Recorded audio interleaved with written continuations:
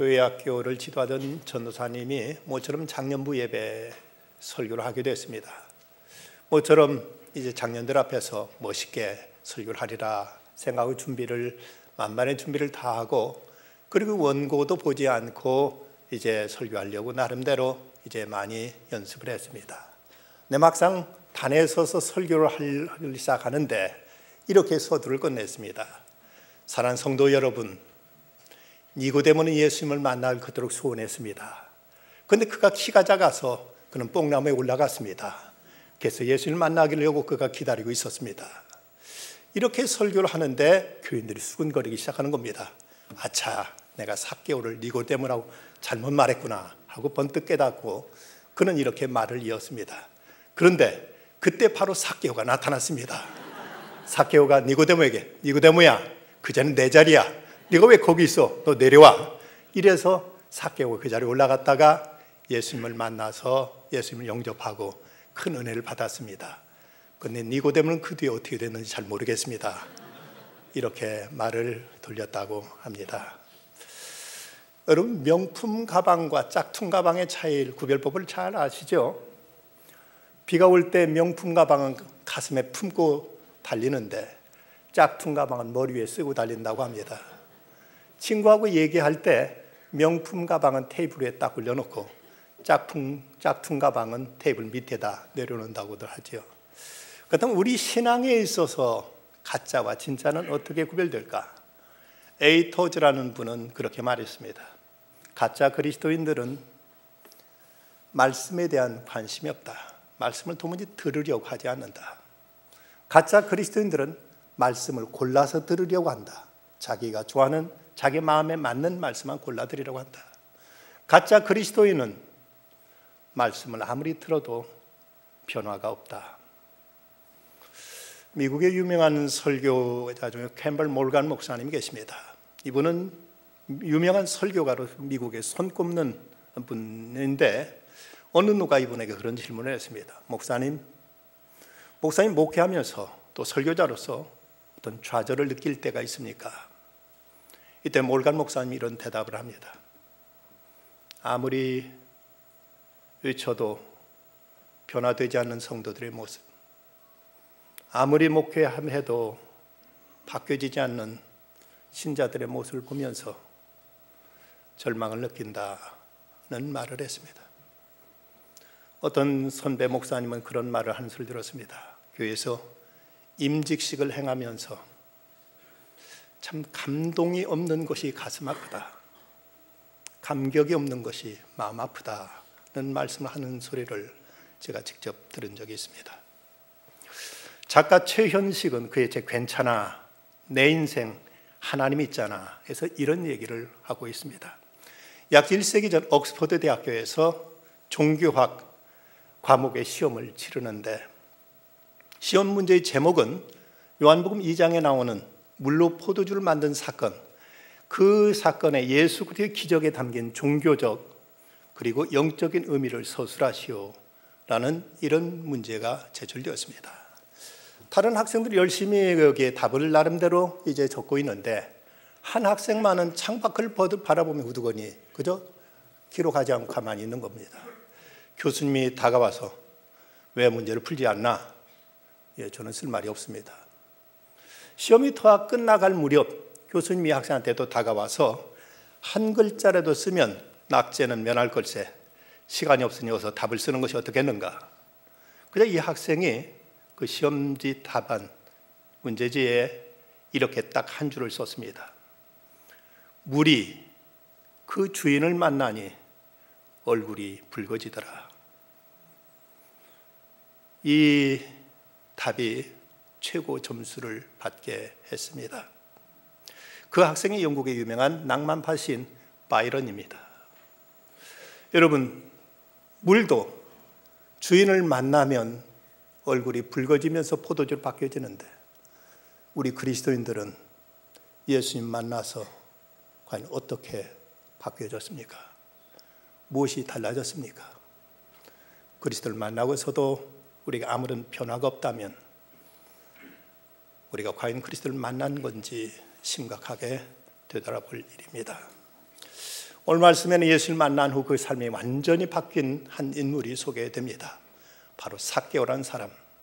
이때는 아마도 예수님께서 예루살렘 입성할 고난받은 순환주간 직전 목요일쯤으로 예상되고, 예루살렘부터 동쪽으로 약 27km 정도 떨어진 여리고라는 곳, 이곳은 종려나무 숲으로 유명하고, 그리고 신성한 영역, 또 팔레스타인 가장 비옥한 땅으로 불릴 만큼 이곳은 이전부터 아주 이제 많은 그 물산이 생산되고 또 이제 왕래가 있었던 이런 곳이었습니다.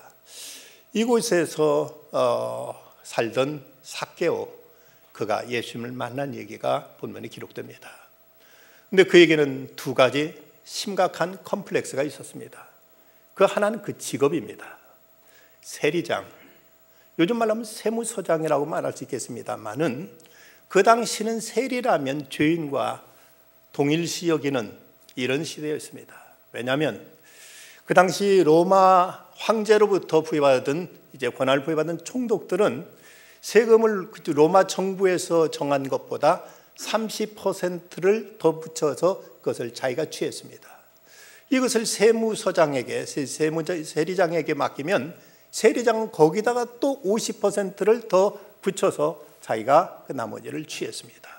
그러면 또 세리들은, 세금 직접 거두는 사람들은 거기서 또 30%를 더 붙여가지고 이렇게 세금을 거둬들였기 때문에 당시 어려운 경제 상황에서 백성들의 생활은 도탄에 빠졌고, 이러다 보니까 세리들에 대한 원망은 이루 말할 수가 없었습니다. 그 당시 탈무드에 의하면은 사람 미워해도 좋을 사람들을 몇 가지를 언급하고 있는데, 그중 하나는 살인자, 그리고 두 번째는 강도라고 하면서 그보다 더 미워해도 좋은 사람이 세리라고 이렇게 말하고 있었고, 그러면 뱀과 세리를 만나면 누굴 먼저 죽여야 되는가 하는 질문에 대해서 탈무드에는 세리를 먼저 죽이라고 할 만큼 공공의 적으로 이렇게 치부받고 있었습니다. 그런데 아이러니하게도 삭개오라는 그 이름은 의로운 자, 청결한 자라는 뜻을 가진 이름입니다. 어쩌면 그 부모는 그가 깨끗하고 의롭게 살기를 바라는 이런 소원 속에서 그 이름을 삭개오라고까지 지어줬던 것입니다. 그런데 그의 실제 삶은 참으로 모든 사람들로부터 어떤 혐오의 대상, 증오의 대상으로 이렇게 살았기 때문에 이것으로 인해서 사람들 앞에 나설 수 없는 이런 컴플렉스를 가지고 있었습니다. 또 하나 그에게 컴플렉스는 키가 매우 작다는 겁니다. 그 당시 키가 작다면 즉 키가 1m 50cm 미만을 의미하고 있습니다. 그 사람이 키가 크고 체구가 당당하면 그래도 사람들 앞에서 쉽게 무시당하지 않고 뭔가 저 사람은 힘이 있겠다 싶어서 함부로 쉽게 대하지 못하는데, 그 사람 안에 뭐가 차 있을지라도 키가 작다 보면 쉽게 사람들이 무시하거나 경홀히 여기는 경향들이 없잖아 있습니다. 그런데 역사 속에서는 키가 작으면서도 큰 위대한 인물들도 많이 있습니다. 나폴레옹이 그러했고, 등소평이 그러했고, 우리나라 박정희 대통령도 키가 작았고, 그런가 하면은 그 김용기 장로님 같은 분, 그리고 그 유명한 손양원 목사님 같은 분도 키가 매우 작았다고 합니다. 손양원 목사님을 만나면 세 가지로 놀란다고 하는데, 먼저 그 작은 키 때문에 놀라고, 그럼에도 불구하고 그의 우렁찬 목소리 때문에 놀라고, 그리고 그의 감동적인 설교로 인해 또 한번 놀란다는 이런 일화가 전해질 만큼 키 작은 사람들 중에서 위대한 인물들이 많이 있습니다. 그럼에도 일단 처음에 그 사람을 만나면 쉽게 무시하거나 가볍게 여길 수 있는데, 바로 이 삭개오는 이렇게 키가 작았다는 것입니다. 그런데 이처럼 사람들로부터 미움과 증오의 대상이었던 이 삭개오가 예수님의 은총을 입게 되었고, 예수님께로부터 오늘 구원이 이 집에 이르렀으니 이 사람도 아브라함의 자손이로다 하는 엄청난 이런 축복의 말씀을 받게 됩니다. 그러면 이 삭개오가 예수님이 이런 은혜를 받게 된 그 요인이 무엇이었을까? 첫째, 그는 자기 있는 문제 그대로 가지고 예수님께 나갔다는 사실입니다. 보면 3절과 4절 말씀, 그가 예수께서 어떤 사람인가 하여 보고자 하되 키가 작고 사람이 많아 할 수 없이 앞으로 달려가서 보기 위하여 돌 무화과나무에 올라가니 이는 예수께 그리로 지나가시게 되미로라 하고 말씀하고 있습니다. 삭개오가 예수님의 소문을 듣고 그가 예수님 만나 뵙기를 소원했는데, 그런데 막상 예수님께 나가려고 보니까 두 가지 장애물이 있습니다. 그 하나는 많은 군중들이 이미 예수님을 에워싸고 있어서 예수님에 접근할 수 없다는 사실입니다. 그렇다고 멀리서 예수님 얼굴에 좀 뵙고 싶은데 자기 또 키가 작다는 또 하나의 장애로 인해서 예수님을 뵐 수도 예수님 나갈 수도 없었습니다.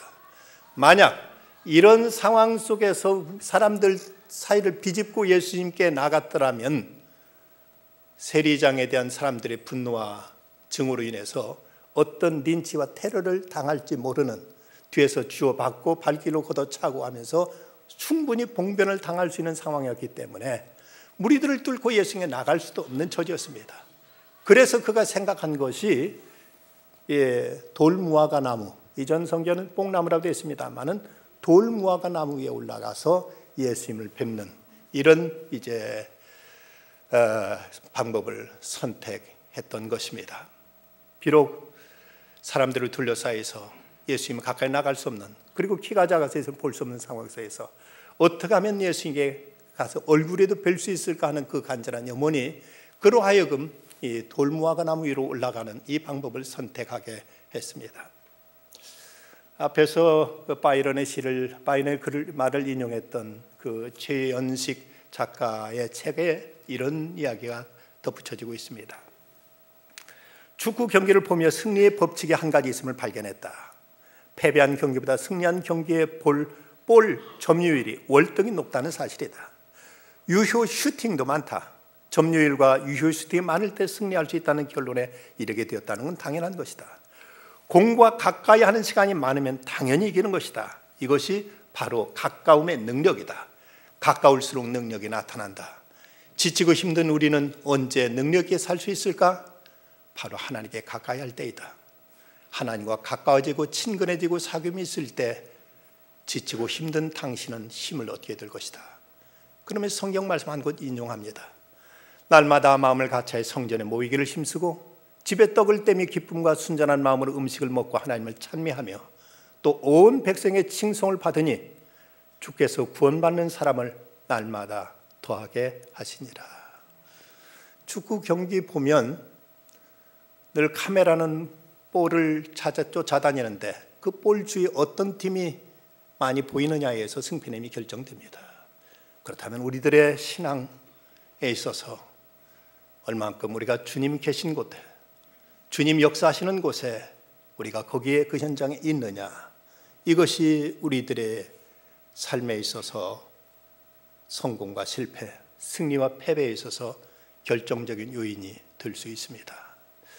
삭개오는 그는 군중들에 둘러싸여 있는 예수님, 그리고 그 작은 키에도 불구하고 어떻게든 주님을 뵙기 위해서 돌무화과 나무 올라간 그것이 예수님의 은총을 입게 된 계기가 됩니다. 두 번째, 삭개오는 자신의 부끄러운 삶 속에 예수님을 영접합니다. 본문 5절과 6절 말씀, 예수께 그곳에 이르사 쳐다보시기를 이르시되 삭개오야 속히 내려오라.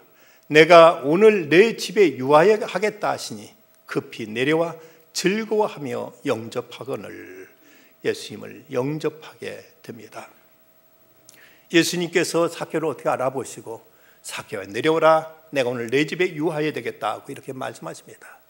예수님이 어떻게 삭개오를 아셨는지는 우리는 성경 기록을 통해서는 알 수가 없습니다. 전지하신 예수님께서 삭개오의 모든 것을 어떤 신비한 능력을 가지고 아셨는지, 아니면 그에 대한 소문과 그전부터 예수님께서 그에 대한 지면이 있었는지 모르겠습니다만은, 그러나 모든 사람들이 그를 혐오하고 그를 경원시하고 그를 증오하고 있었음에도 불구하고 예수님은 따뜻하게 삭개오야 하고 그 이름을 부르시면서 내려와라, 내가 오늘 내 집에 유하여야 되겠다 하고 말씀하십니다. 하나님은 우리를 대하실 때 하나님 우리 하나하나를 직접적으로 개별적으로 부르시고 대하십니다. 지금 이 자리에 많은 분들이 지금 모여서 함께 예배드리고 있지만 지금 하나님은 우리 각자 하나하나에게 말씀하고 계십니다. 우리 모두 하나를 직접 만나시고 우리 하나하나의 예배를 받으시는 하나님이시지, 단체로 집단적으로 너들 중에 들을 사람들 그 말처럼 말을 하고 이렇게 하나님께 역사하시는 것이 아니라는 사실입니다. 성 어거스틴은 하나님의 우리를 향한 개별적인 사랑을 묵상하다가 그는 이런 감탄과 고백을 하게 됩니다. 참으로 놀랍다. 정말로 놀라운 일이다. 하나님이 나를 사랑하시다니. 하나님께 나를 사랑하시되 온 세상에 사랑할 사람이 나 한 사람밖에 없는 것처럼 이렇게 사랑하시는구나. 어쩌면 세상에 나 한 사람만 존재했을지라도 하나님은 당신의 아들 예수 그리스도를 십자가에 못 박게 하시면서 그러면서 나를 사랑하신 것이다. 그렇습니다. 하나님 사람 개별적인 사랑입니다. 우리에게 친히 찾아오셔서 우리 이름 하나하나를 부르시면서 내가 너와 함께 하기를 원한다, 내가 내 집에 유하기를 원한다고 말씀하십니다. 이 예수님의 말씀 앞에 삭개오는 즐거워하며 예수님을 영접했다고 성경은 기록하고 있습니다. 그 상황에 예수님을 영접한다는 것이 쉬운 일이 아니고 부담스러운 일이 아닐 수 없습니다. 지금까지 그가 어떻게 살아왔고, 그가 부자라고 했는데 그는 세리 생활을 통해 세리장 일을 하면서 얼마나 치부했고 착복해서 그 집안에 없는 것 없이 이제 화롭게 사는 그 모습이 예수님께 어쩌면 보이고 싶지 않았을지도 모릅니다. 그럼에도 삭개오는 예수님을 자기 집으로 기쁘게 영접해 드립니다. 이건 뭐 경우는 다른 일입니다만은 교우들이 우리 교회에 이제 새로 이제 등록하게 되면 교회에서는 소위 등록 신방이라는 걸 합니다. 교육자가 그 교구 담당 권사님 그리고 구역장과 함께 찾아가서 그 교적부를 이제 작성하고, 그리고 이제 그 가정 기도 제목도 묻고 그 가정에서 이 함께 예배를 드리면서 그 지역에 있는 구역원들과 연결을 시켜주면서 그러면서 이제 교회에 정착하도록 뿌리를 내리도록 이렇게 이제 등록 신방이라는 게 있습니다. 그런데 요 근래는 사람들 중에 어떤 분들은 교육자가 집에 오는 걸 썩 그게 반기지 않는 분들이 종종 있습니다. 그래서 등록 신방 받지 않고 그냥 알아서 자기가 나오겠다. 그러다 보면 어떤 인적상해라든지 가족관계 같은 걸 잘 모르기 때문에 그 가정에 어떤 일이 있는지를 잘 모르고, 그러다 보면 그 가정을 위해 기도해도 구체적인 기도가 나올 수 없고 어떤 관리가 쉽지 않습니다. 그러다 보니까 자칫 그냥 교회 좀 나오다가 어떤 관리가 되지 않아서 실종 교인이 되는 이런 경우들이 없지 않아 있습니다. 때는 좀 부담스럽고 번거로워도 교육자가 찾아가서 예배 드리면서 그 가정은 정식으로 교회에 이제 한 그 교인들과 같이 이제 그 소개를 시키고 같이 이제 교제를 맺도록 하는 이런 일들이 내 신앙의 뿌리를 내는 데 있어서 대단히 유익하고 필요한 것인 사실입니다. 어쨌든 여기서 이제 삭개오는 예수님을 집으로 영접하게 됩니다. 주님께서 그 집을 향해서 삭개오야 내려와라, 내가 오늘 내 집에 유하여야 되겠다고 말씀하신 그것을 그는 감사함으로 받는 것입니다. 어쩌면 그의 부끄러운 과거, 잘못된 생활이 있었지만 그래도 주님께서 집에 오시겠다고 할 때 기꺼이 주님을 즐거운 마음으로 영접한 것입니다. 서울 강서구 화곡동에 성지중고등학교라는 학교가 있습니다. 이 학교에 김현태 교장 선생님한테 이런 얘기가 일화가 기억에 남아 있다고 합니다. 그 학교에 전과 13범짜리 조폭이 두목이 학교에 입학을 했습니다. 그런데 이 학생이 학교 입학해서는 여름이면 학교 나오는 옷차림이 반바지에다가 런닝 차림을 입고 학교 나오고, 매일 소주병 들고 학교에 나와서 학교에 와서 벌컥벌컥 마시고, 그리고는 교문 앞에 서 있다가 이제 학생들이 오면 자기 앞에 90도 각도로 인사하지 않으면 학교 안 들어보내고 하는 온갖 행패를 다 부리는 겁니다. 교무회의를 열어서 이 학생 아무래도 퇴학시켜야지, 다른 아이들을 이제 불안해하고 학교의 분위기가 안 좋다 하고 선생님들 모여서 이제 그 학생을 퇴학시키기로 결정해 놓고 담임 교장 선생님한테 와서 보고를 했습니다. 그때 교장 선생님이 그래도 우리 학교 입학하는 학생인데 그냥 그대로 잘라버리면 어떻게 했느냐, 좀 더 두고 보자. 그리고는 그 학생을 교장실로 불렀습니다. 여보게, 동생 같은 학생들인데 좀 잘 좀 해주게. 그랬더니 이 학생이 그 교장실에 탁자를 발로 탁 차면서 당신이 뭔데 나한테 이래저래 하는 거야? 하고 소리를 버럭 지는 것이었습니다. 그래도 교장 선생님 포기하지 않고 결국 그를 변화시키고 싶어서 학교 행사가 있을 때마다 이 학생한테 책임을 줘가지고 일을 진행하도록 했습니다. 그러더니 어느 해 개교 기념일에 그 학생한테 표창장을 주었습니다. 표창장. 이 학생은 앞으로 선행을 할 가능성이 있으므로 이 상을 주어 표창함 하고 이렇게 표창장을 주었습니다. 그냥 종이로 만든 표창장만 주면은 또 찢어버리고 집어 던질 것 같아서 그래서 액자까지 제법 그럴 때 맞춰가지고 여기다 이제 표창장을 넣어서 줬더니 어쩐 일 이거 가지고 집으로 가져가는 겁니다. 부모가 깜짝 놀라가지고 이야 우리 아들이 학교에 표창장 받아왔다고 벽에다 이제 대문짝 다 붙여놓으니까 그 집에 오는 사람들만 아이고 이 집에 이 사람 이 아들이 학교에서 상 받았다고 모두 다 말이 이제 칭찬이 자자합니다. 그러면서 이 아이가 서서히 변하기 시작하더랍니다. 끝내 이 조폭 두목이 그 학교에서 다니는 동안 자격증 3개를 따고 전문대학에 진학을 하게 되었다는 것입니다. 만약 이 김연태 교장 선생님이 그를 그냥 제적시켜 버렸더라면은 전과 13범에서 이제 14범, 15범, 16범으로 전락해버리고 말았을 것을 교장 선생님의 따뜻한 배려와 사랑으로 또 그것을 깨닫고 이를 받아들인 이 학생의 열린 마음에 의해서 그의 삶은 새로워질 수 있었던 것입니다.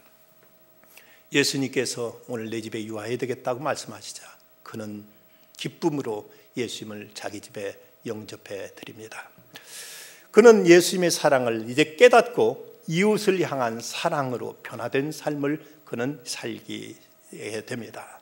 7절 말씀, 무사람 보고 수군거리에 이르되 저가 죄인의 집에 유하러 들어갔도다 하더라.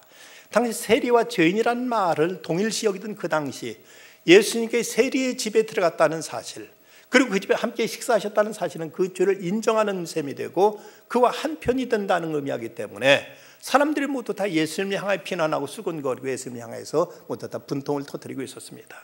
그래서 당황한 것은 이 삭개오였습니다. 아니 내가 욕먹는 건 그렇다 치고 나 때문에 죄 없은 예수님이 이렇게 욕을 잡수셔야 되겠는가 하는 이 사실로 인해서 그 마음에 말할 수 없는 부담감과 송구스러운 마음이 들었습니다. 그 순간 내가 이래서는 안 되겠다. 뭔가 예수님을 기쁘시게 하고 뭔가 예수님의 모습을 내가 드러내야 되지 않겠는가 하는 생각 속에서 예수님께서 죄인들도 이렇게 돌보시고 어렵고 약한 사람들, 가난한 사람들을 이렇게 살피시는 예수님이라면 나도 그 삶을 본받아야지 하는 생각 속에서 그는 예수님께 이렇게 말씀드립니다. 주여 보시옵소서. 내 소유의 절반을 가난한 자들에게 주겠사오며 말 누구 것을 빼앗은 것이 있으면 내 갑절이나 갚겠나이다 하고 이렇게 말하고 있습니다. 여러분 그동안 삭개오가 어떻게 살았습니까?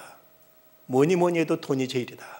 온갖 비난과 욕을 다 먹어가면서 그는 민족의 반역자가 되고 모든 백성들의 배신자가 돼가지고 오직 돈을 모으는 일에만 그토록 광분하며 살아왔던 그였는데 주님께 자기 집에 찾아오신 사건, 주님께서 자기를 인정해주고 맞아주신 사건, 이로 인해서 그는 마음이 완전히 바뀌게 됩니다.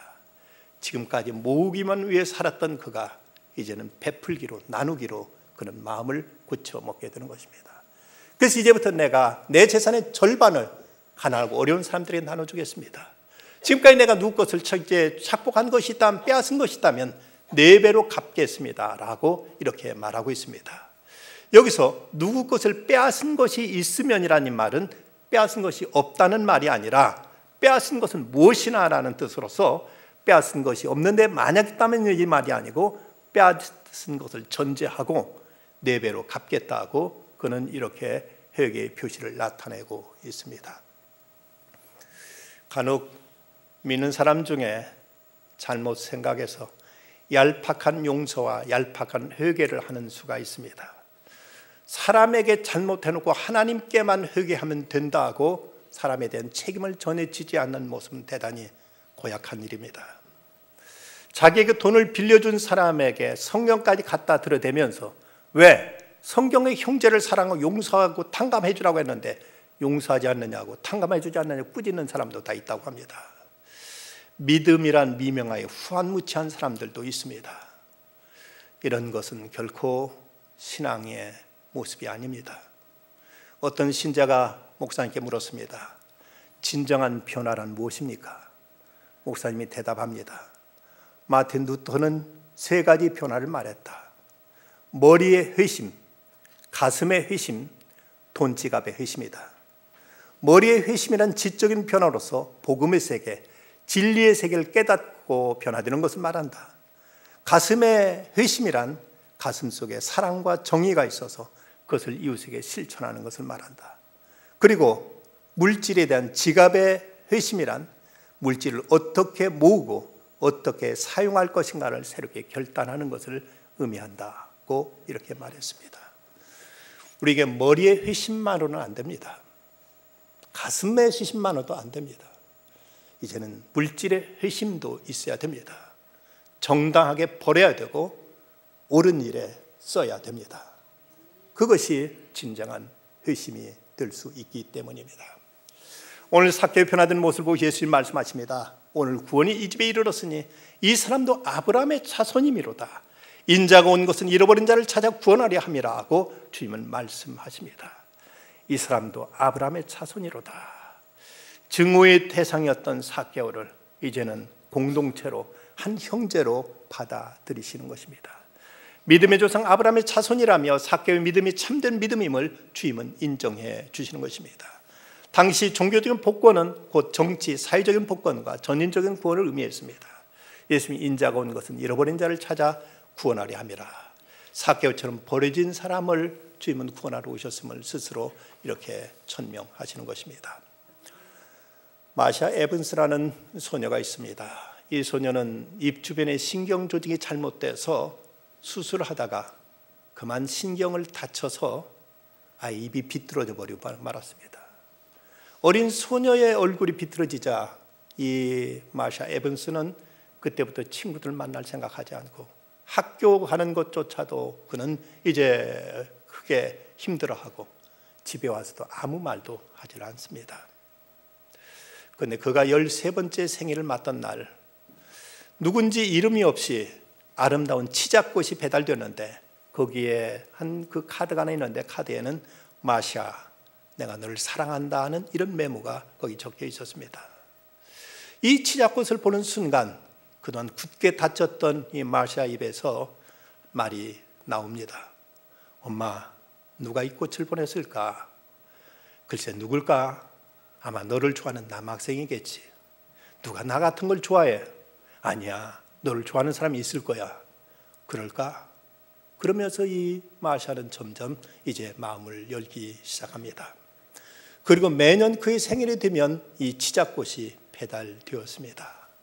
누군지 모르지만 이 치자꽃을 보면서 자기를 사랑하는 사람이 있다는 것, 자기에게도 관심 갖는 사람이 있다는 사실로 인해서 그의 마음은 점점 밝아졌고 그에서는 정상으로 돌아왔습니다. 그리고 그는 좋은 남자를 만나서 결혼을 했습니다.